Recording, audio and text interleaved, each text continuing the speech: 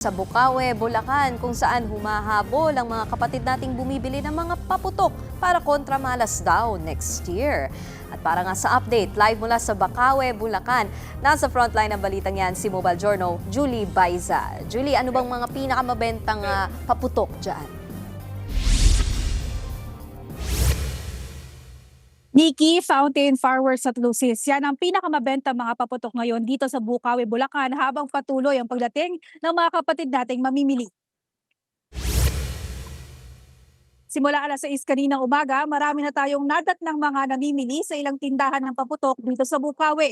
Ang mga presyo ng paputok, nagsibabaan na rin daw ngayong araw dahil pinapaubos na lang ang kanilang mga paninda. Ayon sa mga nakausap nating tindero dito kanina, pinakamabenta sa mga paputok ang fountain na naglalaro sa 150 pesos hanggang 1,000 pesos kada isa. Fireworks na di naman bababa sa 900 pesos ang presyo. At syempre, ang lucis na mabibili ng 50 hanggang 250 pesos. Ang ilan sa mga nakausap nating mamimili kanina, nasa 2,000 hanggang 10,000 ang budget para sa pamimili ng fireworks at iba pang pailaw.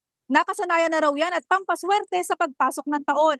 Samantala, patuloy na binabantayan ng Bureau of Fire Protection ang mga tindahan dito para masigurong walang malapit na apoy tulad ng mga naninigarilyo. Minamandato na rin ang pagkakaroon ng isang fire extinguisher at drum ng tubig sa bawat tindahan ng paputok.